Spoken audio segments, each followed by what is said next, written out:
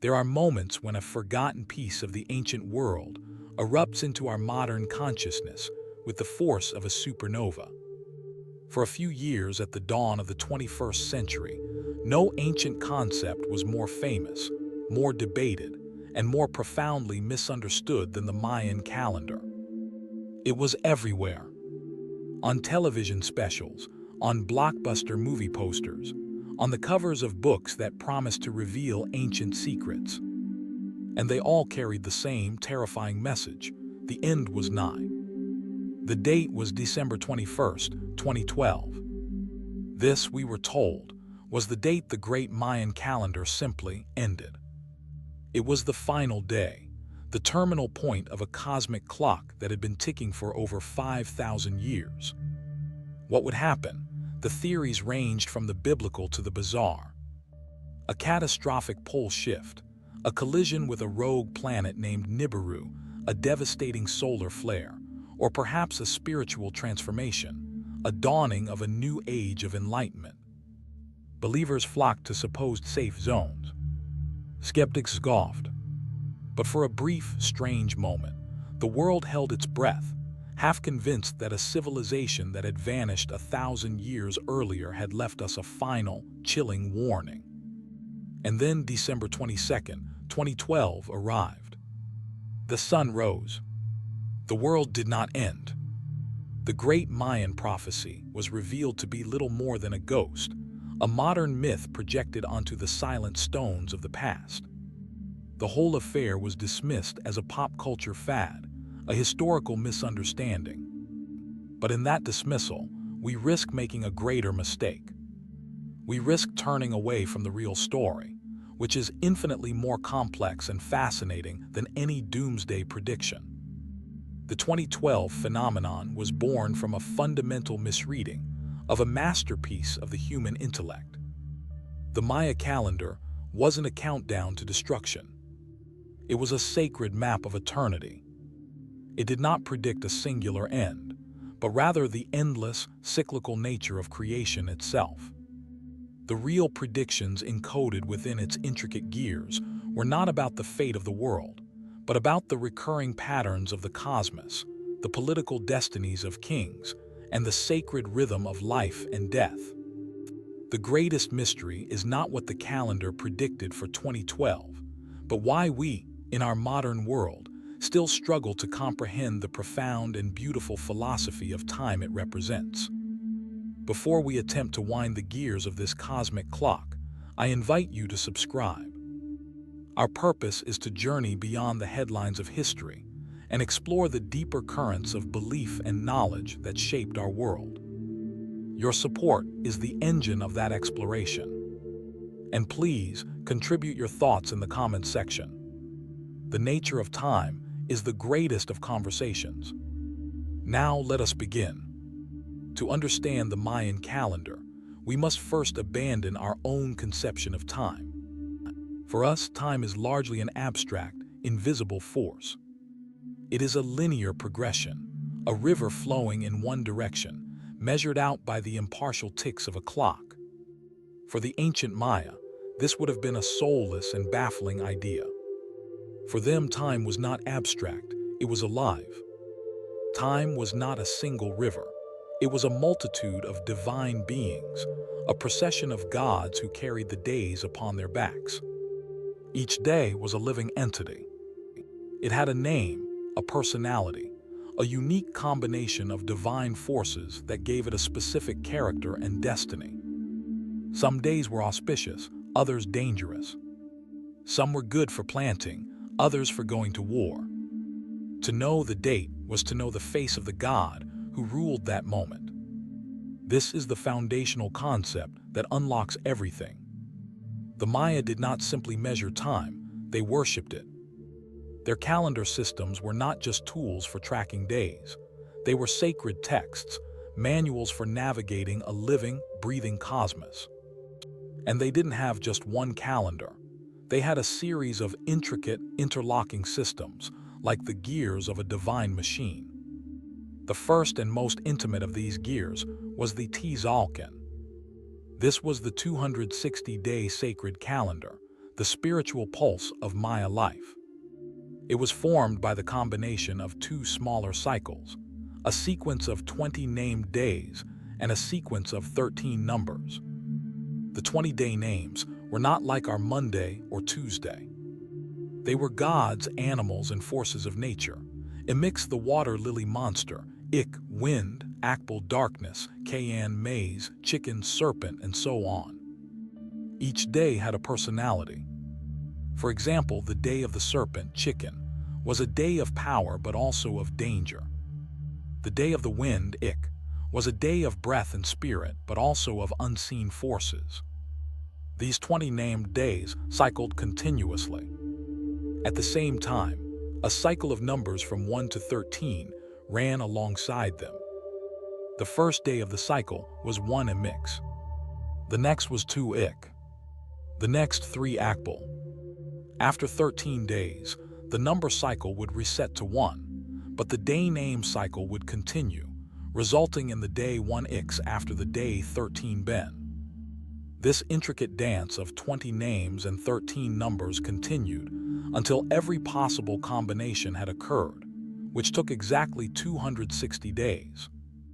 After 260 days, the calendar would return once again to 1 Imix, beginning the sacred cycle anew. The origin of the 260-day cycle is one of the great remaining mysteries. Was it based on the 9-month period of human gestation? Was it tied to the agricultural cycle of maize in the highlands? Or was it linked to some complex astronomical event, like the zenith passage of the sun? We still don't know for sure. But we know its purpose. The Tzolk'in was the calendar of destiny. A person's character and fate were determined by the Tzolk'in date of their birth. Maya kings took on a new name based on their inauguration date. Priests known as daykeepers would consult the Tzolk'in to determine the auspiciousness of any major event, a marriage, a coronation, the founding of a city, or the declaration of war. It was the Maya equivalent of an astrological chart, but one that was woven into the very fabric of their state religion and personal identity. Running parallel to the sacred Tzolk'in was the second great gear, the Haab. This was their civil calendar, a 365-day cycle based on the solar year. It was an ingenious, if not perfectly accurate, approximation of the Earth's journey around the sun. The Haab was composed of 18 months, each with 20 days. These months had wonderfully evocative names tied to the seasons and agricultural life, like Pop Mat, Yuo Frog, and Yakskin New Sun. This gives a total of 18 times 20, or 360 days. The Maya knew, of course, that the solar year was slightly longer than 360 days. To account for this, they added a special period of 5 extra days at the end of the year. This 5-day period was called the Wayib, and it was the most dreaded time of the year. The Wayib was a time outside of time. It was a period when the portals between the mortal world and the underworld gaped open. Evil spirits and malevolent gods could wander the earth, bringing misfortune and death. During the Wayib, people would stay inside their homes, fasting, avoiding bathing, and making special offerings to ward off the darkness. It was a time of immense anxiety, which would only be broken by the relief of the dawn of the new year, when the cosmic order was restored. Now imagine these two great gears, the 260-day Tzolk'in and the 365-day Haab, turning together. A single day for the Maya had 2 names. It might be 4 Ajo on the Tzolk'in calendar and 8 Kumku on the Haab calendar. Because the 2 cycles are of different lengths, the full combined date, 4 Ajo 8 Kumku, would not repeat for a very long time. The point at which the 2 calendars perfectly realigned, returning to their shared starting point, occurred once every 18,980 days, or 52 Haab years. This 52-year cycle is known as the calendar round. The end of a calendar round was a moment of profound importance and anxiety, much like the Haab, but on a grander scale. It was a time of cosmic renewal, often marked by great ceremonies of cleansing and rededication. It represented the lifetime of an elder, the completion of a full cycle of human experience. For most Maya, for most of history, the calendar round was the largest unit of time they needed to worry about. But the great kings of the classic period, between roughly 250 and 900 AD, were concerned with something far grander. They wanted to place their lives and their dynasties not just within the cycle of a human lifetime, but within the vast, sprawling canvas of cosmic history. For this, they used the third and most famous gear of the Mayan calendar, the long count. The long count was the great odometer of the universe. It was a system for tracking the number of days that had passed since a mythical creation date, a day zero set far in the past. This starting point was August 11th, 3114 BC, in our calendar. The long count date was written as a series of 5 numbers, representing different units of time. The basic unit was a k'in, or 1 day. 20 k'in made 1 unal, or a 20-day month. 18 unal made 1 ton, a 360-day year. 20 ton made 1 k'aton, a period of about 20 years. And 20 k'aton made 1 biakton, a grand cycle of 144,000 days, or roughly 394 years. So a long count date like 9-15-500 represents 9 biaktons, 15 k'atons, 5 tons, 0 unals and k'in since the creation date. This system allowed the Maya kings to precisely record historical events on their stone monuments, or stelae, with a breathtaking sense of deep time. And this brings us back to 2012. The Maya believed their current world was the fourth creation. The previous creation had lasted for exactly 13 biaktons. So they believed their own world would also see a major cycle ending after 13 biaktons. The day 0 in 3114 BC was written as 00000. The date December 21st, 2012, was the day the long count would tick over to 130000. It was the completion of the 13th biakton. This was not an end. It was a rollover. It was like the odometer on a car reaching 99,999 and clicking over to 100,000. It was the end of a major epoch, a deeply significant anniversary, certainly a time for immense ceremony had the classic Maya civilization still been around to celebrate it. But it was never, in any known Maya text, described as an apocalypse. It was the turning of a page in the great book of time, not the closing of the book itself. So if the calendar wasn't predicting the end of the world, what did it predict? The Maya concept of prophecy was fundamentally different from our own. It was not about seeing a singular, unknown future. It was about understanding the patterns of the past.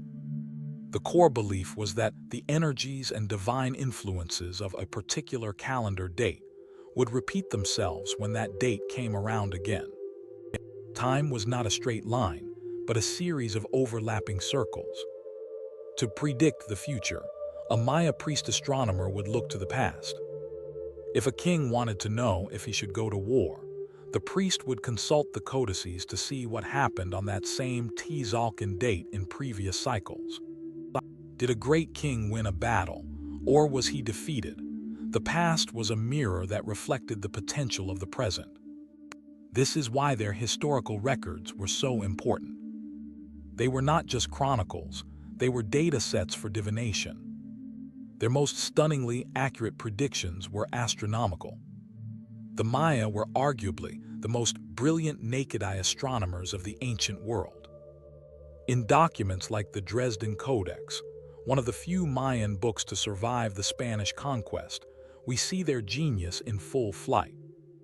They had calculated the synodic period of Venus, the time it takes for Venus to appear in the same spot in the sky, with an error of only a few hours over a period of 500 years. They created incredibly complex tables to predict solar and lunar eclipses. But this was not science for science's sake. Astronomical events were powerful omens. A solar eclipse was a moment of terrifying darkness, a sign that the sun god was being eaten by a sky monster. The movements of Venus were intimately linked to warfare and the fates of kings. Being able to predict these events gave the Tzolk'in, the divine king, immense power. It demonstrated that his connection to the cosmos was real. He could anticipate the actions of the gods. He could schedule a war or a coronation to coincide with a powerful celestial alignment, harnessing the power of the heavens for his own political gain. This is where the long count became a supreme tool of political propaganda. A king would carve a stela, declaring that his accession to the throne happened on a certain date. He would then connect that date to a mythological event from the deep past. A famous inscription from the city of Palang, for example, links the birth of a king to the birth of a god thousands of years earlier, creating an unbroken chain of divine right. The long count was the ultimate legitimizer. It took the fleeting, mortal life of a king and anchored it to the eternal, unchanging bedrock of cosmic time. It said, "My rule is not an accident." It was written in the stars since the dawn of creation. And yet, for all that we have deciphered, the calendar still holds its secrets close. The title of this video is not just a hook, it is a fundamental truth. There is much we still don't understand, and perhaps never will. The greatest mystery remains the origin of the 260-day Tzolk'in. Its mathematical elegance is clear, but its astronomical or natural basis is still fiercely debated. It is the heart of their entire calendrical system, and we do not know where it came from. It is a humble reminder that we are looking at this culture through a keyhole. Furthermore, the Maya conception of time was even vaster than the Biakdun cycle. On some monuments, we find calculations that stretch mind-bogglingly deep into the past and future. They had glyphs for cycles far beyond the Biakdun, the Pikdun, 20 Biakduns, the Kalabtun, the K-Inchiltun, and the Alatun, which represents a period of over 63 million years. One inscription at Koba records a date so far in the past, it contains 19 units of time above the Biakdun, a number so large it has no name and likely no purpose other than to express the sheer, incomprehensible scale of eternity. What was the purpose of these super long counts? Were they philosophical exercises? Were they calculations of the lifespans of gods? We simply don't know. We can translate the dates and the events on their stele. We can read that on a certain day, a king was crowned or a captive was sacrificed. But can we ever truly understand the poetic and mythological meaning contained within those dates? Can we feel the dread of a day ruled by the god of death, or the hope of a day ruled by the young maize god? We have the grammar of their time, but we may have lost the poetry. We can see the gears of the clock, but we can no longer hear its chime. The final chapter of the long count story is tied to the fate of the civilization that created it. Around 900 AD, during the terminal classic collapse, the great cities of the southern lowlands were abandoned. And when the cities fell silent, the practice of carving long count dates onto stone monuments ceased. The last known long count stela was erected in the year 909 AD. Did the calendar end? No. The people didn't vanish, and the shorter, more practical cycles of the Tzolk'in and Haab continued to be used for centuries and are still used by some Maya communities today. But the long count, the great monumental clock of the divine kings, was abandoned.